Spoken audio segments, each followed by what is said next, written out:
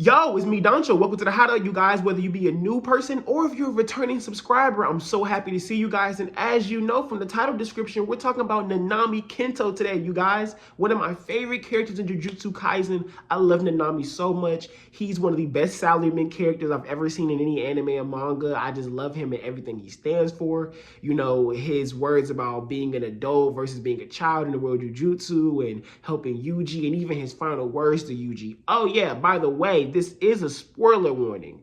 If you are not currently caught up to Jujutsu Kaisen, or at the least past chapter 120 of Jujutsu Kaisen, you will be spoiled here. So that's your warning. Don't continue if you don't want to be spoiled.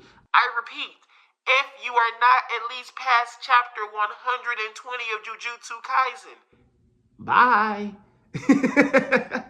All right, but if you like this content from me, please don't forget to hit that like button, that subscribe button, and comment anything you want to hear me do. Comment anything you wanted me to say, anything of that nature, you guys. I really would appreciate that. And we're trying to get to 10,000 subs, so please be a part of it if you aren't already, all right? But before we get into it, intro.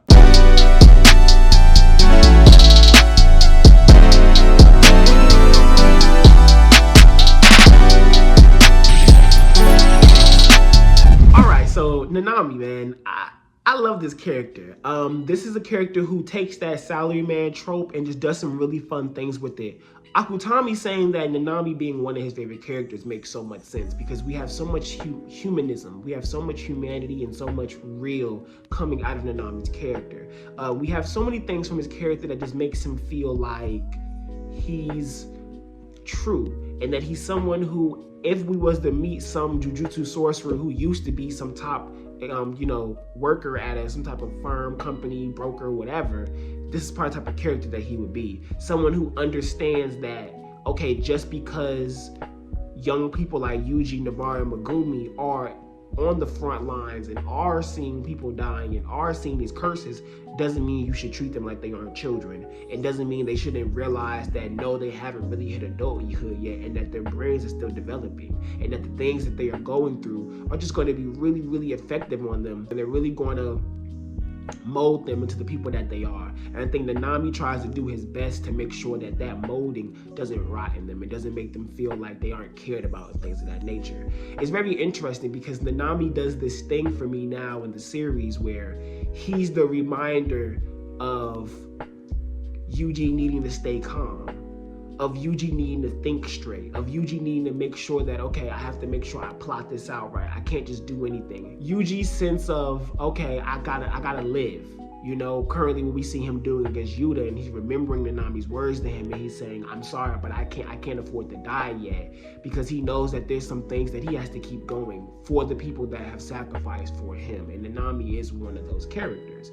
But to talk more about Nanami and how great he is, I love the fact that Nanami was a character that we seen what his life was like when he was just a regular person. Well, he wasn't really regular. He could see curses at this time, but when he wanted to try to be regular, this was his attempt. This was him trying to step out of the world of Jujutsu and try to be a regular person, make his money so he can disappear to Malaysia and be at peace.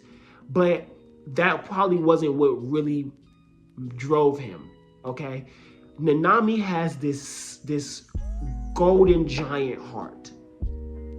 And it's that golden giant heart that caused him to come back into the world of Jujutsu that's filled with so much evil, filled with so much grievance, and filled with so much negativity, literally because it's cursed energy, that he decided that he was still going to come back in it because he felt like being a jujutsu sorcerer was the lesser evil than just being at some firm, using people's money, fooling people, then having young people come in and teach them how to fool people and trick people and stuff of that nature. He'd rather help out young people who's coming into the jujutsu world, and it's hard. They think that they have to grow up really fast, have to take all this responsibility upon themselves, and they really don't have to do that. The key thing that made Nanami fall into this type of thinking really had to be that bakery girl.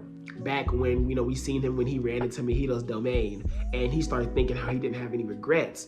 And just having that flashback moments of Nanami sitting there and At first, he's stressed out and he's just telling himself, just make the money, make the money, make the money, make the money, make the money. But then every day he goes to this bakery shop every morning or every afternoon, I'm not sure which one it is. And he's sitting there and talking to this young girl who owns this shop and is busting her ass every single day to do what she wants to do. And she has her shoulder hurting, her back hurts, and because of a fly head cursed spirit. And no matter what else she does, whether she goes to a doctor, any of that, nothing's helping. But she's still getting up and striving and working hard and making this amazing bread that Nanami just loves. And it's those small things that genuinely made Nanami feel like an adult. And it genuinely made him feel like, okay, I have to, not even have to understand, but he naturally starts understanding that people have their different lives and that this is his life. He can be a jujutsu sorcerer. He can help people who have no idea what's going on about this stuff. And he exercised that fly head, and that girl just felt relieved automatically. The pain from the shoulder was gone, all of that. And it's just so cool to me that we were able to see a character like that who detests jujutsu sorcerers because they put their lives on the line kind of stupidly, because they do these things without really even thinking, because there's the jujutsu sorcerers like Gakuganji and the higher-ups and the Zenin clan members that we know that are just so vacuum-minded and have just one-track mind that he knows that this really isn't a great world to be in or an ideal world to be in. But I think Nanami feels better about him doing what he wants to do within this world, and that being enough for him, knowing that he's making the difference that he wants to make. And it's very interesting to know he's a character that feels like that. And Akutami at one point wanted him to be a cursed user and be an enemy, but then switched that up. I just find that really, really cool. And we gotta mention Haibara if we're gonna talk about Nanami, and how Haibara was such a negative yet also positive influence on Nanami, because that was his close friend. And we have confirmation that it was only Nanami and Haibara as the first years at the time. So after Haibara's death, it was just Nanami. He was on his own. He was by himself, going up through the ranks of being in jujutsu, and lost someone he was really close to, a peer, you know? And that probably was a huge thing that made him feel like, why are we even doing this? He even said, why don't we just send Gojo out to do all of the missions? And the flashback during Hidden Inventory, when he sees Haibara dead, he sees Haibara's dead body, he's like, why don't we just send him after everything? Because it was so much despair that was on him. And I can see now from that flashback what made Nanami do the things he did to leave Jujutsu. And also because of that flashback and the things that we seen him do with the bakery girl, you understand why he comes back. Because he really gets that, oh, really, we are the only ones that can do this. There aren't other people who can do this. But he makes sure he literally makes sure that Yuji knows he's not an adult. See, we have this very cool thing where in Shonen, where the trope is that the older people look down on the young people. They tell them, you aren't ready yet, you haven't seen enough, this, that, and the third. And the young people step up like, I don't need to see enough, or I have seen enough, things of that nature. But Nanami shuts that down for Yuji, even though Yuji still goes out and does what he believes is right and doesn't always listen to what Nanami tells him. Nanami still lets him know, like, just because you have seen things, I'm not denying that. You've seen stuff, deep shit, kid, but that doesn't mean you're not a kid. This is what means you're an adult. Having the little things in life disappoint you and add up. The hairs on your pillow, like, that's what makes you an adult. And I think that's so cool that Akutami decided to change what it really means to be an adult for a battle shonen. An adult in a battle shonen is you in the fray, you in the mix, you in the front lines, you gotta grow up. That's true, but not necessarily for Nanami. For Nanami, no, that doesn't mean you have to grow up. That means you need to be catered and taken care of. And I think that is what makes him such a phenomenal character. It just makes him absolutely amazing. And leading on to, unfortunately, to his death, and Nanami becoming this character that now is going to affect Yuji mentally throughout the rest of the series, psychologically going to keep pushing Yuji even in death. It just elevates his character from a character of side character that has some importance to now a dead side character that has some of the most relevance in any character throughout the whole series, because he's that driving force that's keeping Yuji's mind intact and is keeping Yuji sane, keeping Yuji focused. And that is powerful.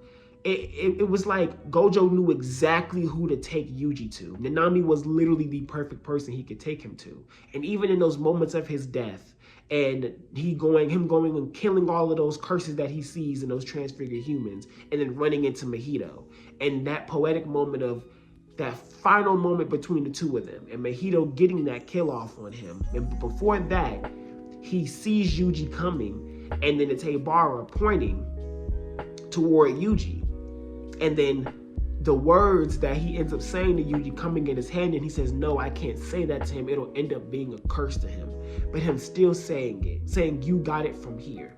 And it's kind of just this crazy thing where saying something like that to someone so young who you already told that you don't really acknowledge them as an adult. He acknowledges them as Yuji as a jujutsu sorcerer, but not necessarily an adult. For him to say that to him, he knew how much of a double-edged sword that would be for a kid like Yuji, because Nanami understood him, but at the same time, he put his faith in him to understand that what Nanami is telling him isn't that everyone's depending on you like some shonen cliche thing. He's telling him, you got this, you can do this, you can handle this. You don't need me anymore. You can do this. But he said it so concisely. And you didn't get a drawn out breakdown of what was going on in his mind and him saying all of that. It just took that line. Him just thinking about, it'd be nice if I was in Malaysia at the beach just reading. You know, it's before dying, it's you thinking of what you wish you could be doing at that moment. But then as soon as he knew Yuji was there, he went into adult mode. He went into mentor mode. And even Haibara, whether that was really Haibara in some afterlife moment, or that was Nanami thinking about Haibara, what channeled through Haibara was that mentor. It was that this is your last moment, but you gotta say something to this kid to keep him going. You gotta tell him something that's gonna stick.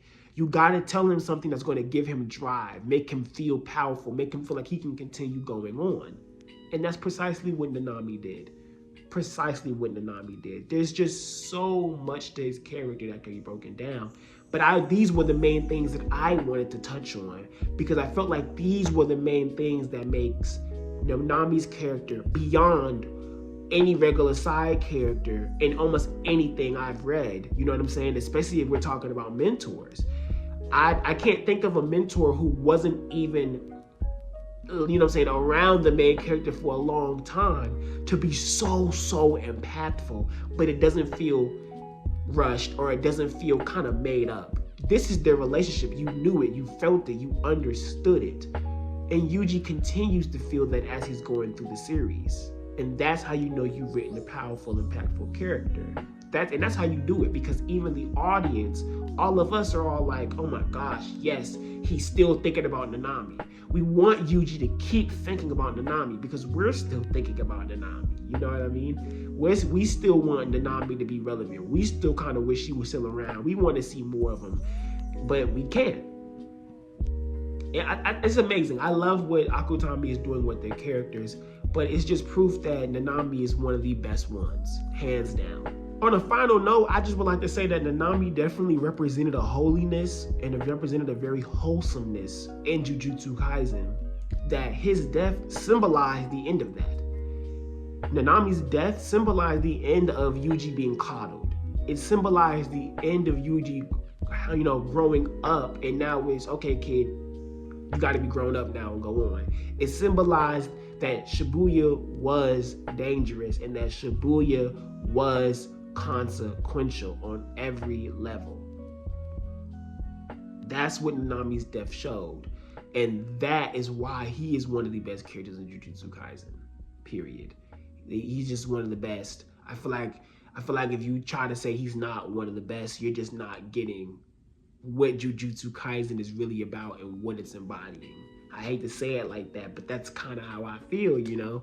That's really what I think. So if you guys enjoyed this character discussion with me, please hit that like button, hit the subscribe button if you are new to the channel, okay? And if there's anything about Nanami that I missed, you want to ask me about, you want to bring up, please hit the comment section below. I would love to hear what you guys got to say about Nanami. And if you want me to do a second part to this video talking about something else, let me know. Put it in the comment section, okay? I love doing stuff like that with you guys. I love having these conversations with you guys, all right? Also, if you want to support the channel monetarily, we do have a Patreon and a Ko-fi link in the description below, and you can gladly hit that up as well. And if you want to interact with the channel more, interact with the people within the channel more, don't forget to hit the Discord in the description link as well, because that's where you will find everyone who is part of Doncho's Hideout doing our thing. So, without further ado, it is me, Doncho. Peace. Young Noise.